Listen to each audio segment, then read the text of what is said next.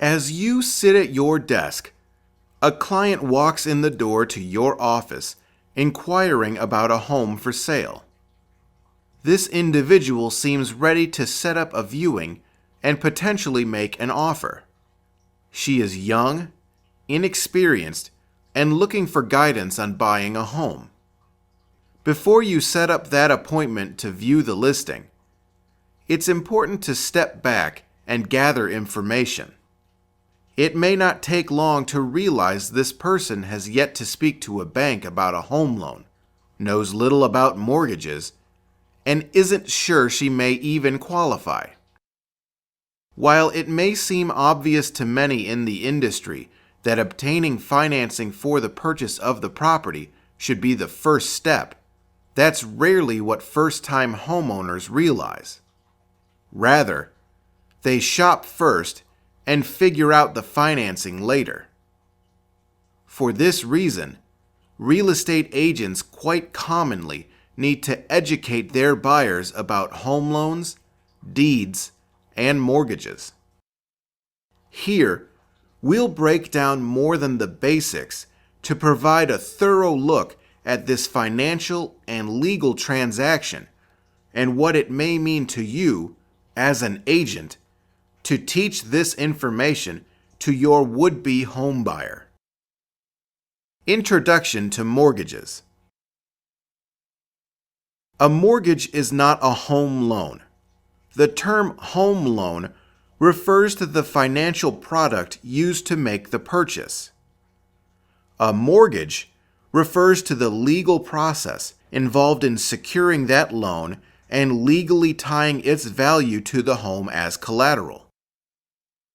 It's quite common for homebuyers to refer to the loan as a mortgage, and to imply that they need a mortgage when speaking about the financial investment. Here's some information you need to keep in mind. Title theory states and lien theory states. The state in which you sell the property will either be a title theory state or a lien theory state. You'll need to know what method the state you are operating in uses. This practice influences two factors. 1. Who holds the title of the home while there is a home loan in place, and 2. What happens during foreclosure. In a lien theory state, the homebuyer will hold the deed to the property during the term of the loan. This means the borrower continues to hold onto the title throughout his or her term. As a result, the foreclosure process is much more difficult for the lender. While it is still possible for the lender to foreclose or take ownership of the property if the borrower defaults on the loan, it's a more complex process. The homebuyer maintains legal ownership and title to the property throughout the loan term. Lien theory states are states with mortgages. In mortgage states, the borrower will hypothecate the property to the lender. This means the borrower uses the home as collateral. If the owner defaults on the loan, the collateral is seized to repay the debt owed. In a title theory state, things are a bit different. Title theory states use a deed of trust. Here, the buyer signs a deed of trust. This makes the lender the beneficiary in the agreement. In this situation, there is a third part, the trustee. The trustee holds the legal title to the property. The trustee's job is to sell the property at an auction if the borrower defaults on the loan. To sum up this portion, in mortgage states, or lien theory states, the borrower maintains the title but provides legal ownership rights to the property in the event of default to the lender.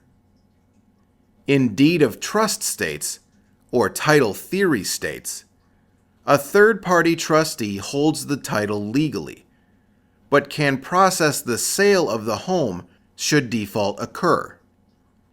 It is also important to point out that in deed of trust states, there is no legal proceeding in a courtroom, speeding up the foreclosure process. Rights and obligations of the mortgager and mortgagee. Within any mortgage, there are two main parties, the mortgager and the mortgagee. It's important to understand the difference here and to remember it.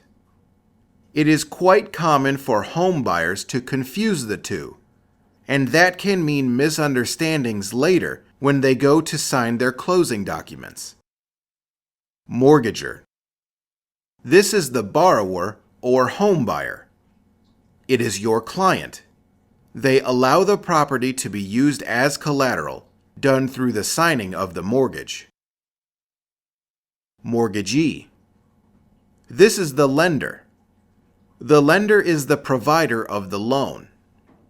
They do not hold the title of the home, but can utilize the mortgage to obtain ownership should a default occur. What are the mortgager, borrower's, duties? It's very common for real estate agents to need to explain this concept to their buyer. In short, they need to know what their rights are and what their obligations are. The mortgager's duties will include, as outlined in the mortgage document, they must pay the debt, and they must do so according to the terms listed in the promissory note. They must pay all real estate taxes on the property. They must maintain adequate home insurance on the property that protects the value of the home from catastrophe. They must maintain the property with the goal of maintaining the value of the home. They must obtain permission from the lender before they make significant changes to the property. This does not include home improvements, but may include home additions or significant renovations to the structure. When your home buyer signs on the dotted line, he or she is promising to follow these rules. If the borrower fails to do this, then the loan enters default. More on that in a moment. What this means is that you need to educate your home buyer on what he or she is responsible for when buying a home with a loan. The lender, of course, wants to maintain the value of the property. This way, if they need to foreclose on the home down the road, or the home is lost in a fire, the lender can recoup its costs. The mortgager, borrower, also obtains the right to possess the property. They are able to use the property as designed, but generally, there are clauses to limit, for example, commercial use of the property, or to rent it out without prior approval from the lender. The mortgagee, lender, also has several rights. In signing the mortgage, these rights are agreed to. They include the right to foreclose on the property if there is cause, generally as a result of default, the right to take possession of the property after foreclosure. When this happens, it is often called a real estate owned or REO. The lender has the right to assign the mortgage. This is generally done in the secondary mortgage market. It simply means the lender can trade the loan with other commercial lenders. The terms of the loan are not often changed during this process. Rather, it is a general investment strategy that banks often pursue. In signing a mortgage, both parties enter into the agreement according to these terms or others outlined in the document. Your client needs to understand their rights and obligations in this process. Provisions for default. We've talked a lot about default previously when discussing the financial aspects of the home buying process. It's important for borrowers to understand not only that this is a real possibility, but that it undoubtedly will occur if they fail to hold up their side of the contract. When meeting with your client, perhaps those new buyers who strolled into the office, be frank with them. How much can you afford? How much will a lender provide to you? Do you have the ability to make X amount of the mortgage payment every month for the next 30 years?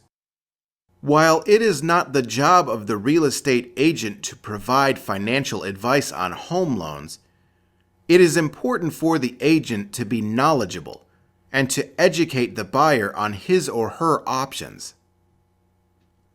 Now, as noted before, the borrower of the loan has numerous obligations in obtaining the mortgage.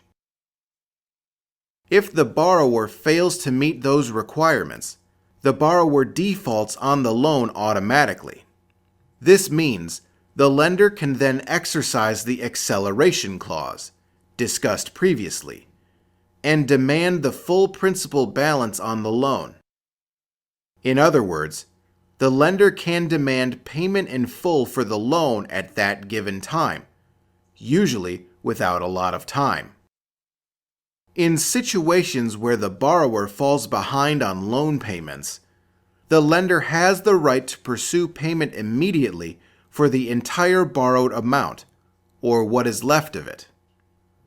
However, the lender also has the right to allow for a grace period. During this time, the borrower is able to catch up on all payments, often with interest and fees included, to avoid the default. Defaulting for failure to make on-time payments is by far the most common cause of default. Assignment by mortgagee. As noted previously, the lender is allowed to assign the mortgage in the secondary mortgage market. Let's clarify this a bit further here. Lenders are in the business to make money. In order for them to make money, they need to ensure their assets are liquid enough to invest. The term assignment by mortgagee simply means that all of the interest the original mortgagee had in the loan is then assigned or transferred to another bank. It is very common for banks to sell mortgages like this to free up assets. The mortgage is recorded shortly after the mortgagor, borrower, signs it. It is then commonly transferred. Every time the underlying bank transfers or assigns the loan to a new mortgagee, it is recorded on the county land records. Alienation clause. This clause within a mortgage contract provides the lender with the right to demand full principal balance when the property is sold. It is sometimes called the due on sale clause. This type of clause provides protection to the lender and prevents the borrower from assigning the loan's debt to another person without the lender's prior approval. In other words, when the home is sold, the loan is paid in full. The home loan cannot transfer to another person. That new home buyer will need to obtain his or her own loan. Release of mortgage liens and satisfaction. Now, this is what your borrowers want to know about. They've made payments on their loan for the whole term. Once that last payment is received by the lender must then issue a satisfaction of mortgage document to the borrower. This is outlined in the defeasance clause. This clause is a provision within the document that states that the borrower is given full title to the property once they've met their mortgage terms. With the satisfaction of mortgage comes a legal recording of the transaction in public record, such as with the county's land office. Once this is done, the borrower owns the property free and clear of any loan. Reserves for taxes and insurance. It's common for mortgages to have clauses that no one knows about or thinks about when first signing up for the loan. One key term often used is a reserve for taxes and insurance. It is commonly found when a home buyer purchases the property with a down payment that is under 20% of the home's sale price. This is then a requirement by the lender to maintain a reserve account.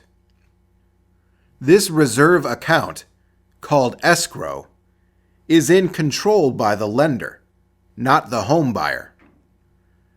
It's meant to collect funds with each payment the borrower makes that are held to pay home insurance or real estate taxes on the property.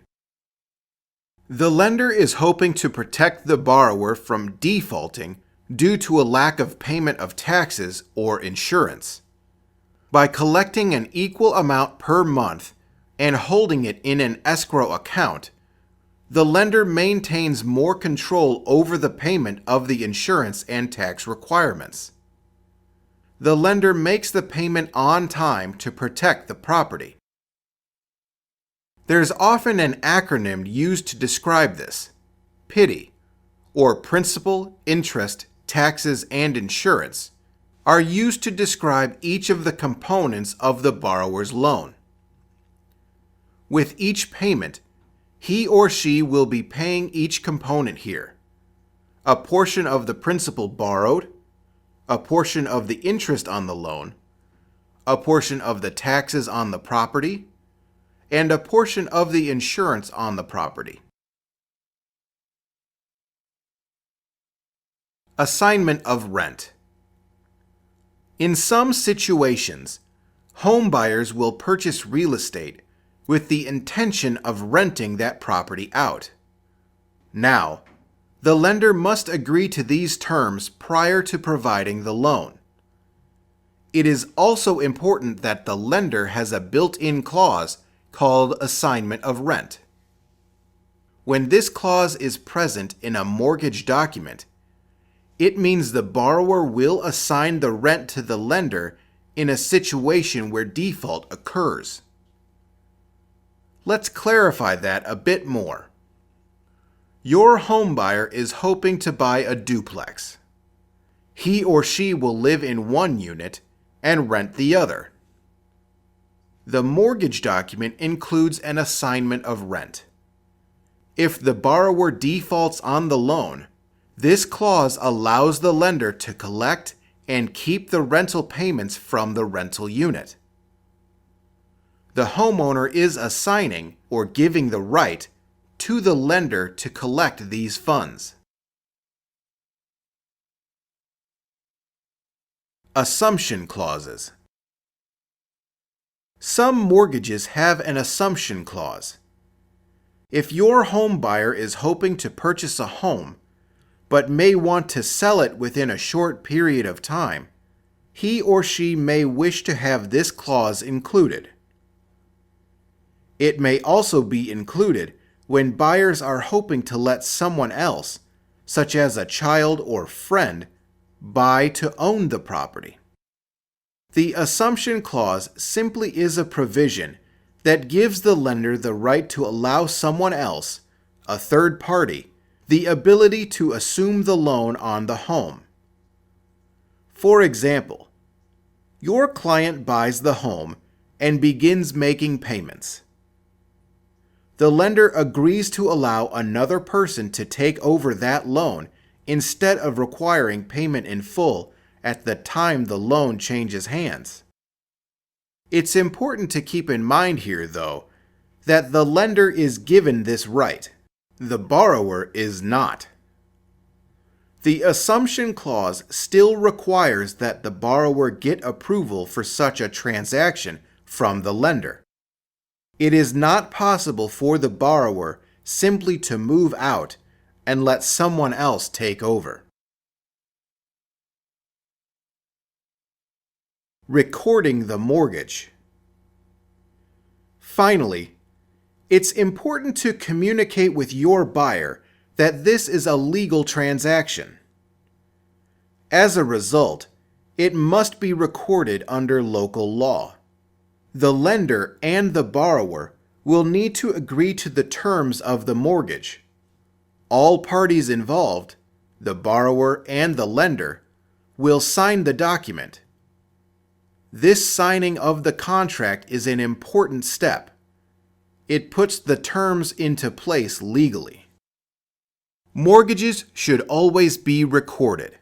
This is done in the office of the county clerk or another county land office. It is often termed differently from one location to the next. It is the lender's responsibility to ensure every step is taken and to ensure the document meets all legal requirements to be recorded. This means the lender's representative will need to ensure every document is organized and structured according to the laws of the county. The county will record the mortgage in its files and send the borrower confirmation of this. This way, borrowers can often ask for clarification on ownership. Wrapping up on mortgages. Real estate agents often face questions about each component of any mortgage document. It's not an easy document to understand. Yet, this is perhaps one of the most important documents your homebuyers will ever sign. For that reason, real estate agents really do need to learn the terminology of the process. If and when your clients do not agree to any of the terms in their mortgage document, they should consult their attorney before signing the document. And the lender's agent, or title company, should be able to fully explain to the buyer any statement in order to ensure the home buyer completely understands all details. It's always advisable to be able to pull aside your home buyer and ask them frank questions about why they are buying, how they are buying, and whether or not they understand their specific requirements in such legal transactions. It's surprising that most borrowers just want more information. They are not necessarily going to turn away from a loan because of the risks involved. Default and foreclosure are very real risks involved in obtaining a mortgage. It's essential that your homebuyers understand these risks. Ultimately, it impacts your bottom line. If your area begins to see a number of foreclosures occurring, this degrades the value of other homes in the area. Foreclosures are harder to sell, and homes near foreclosures are even more difficult sells. To protect the value of properties, explain the details of a mortgage to the buyer to ensure he or she is fully aware of their responsibilities in the process.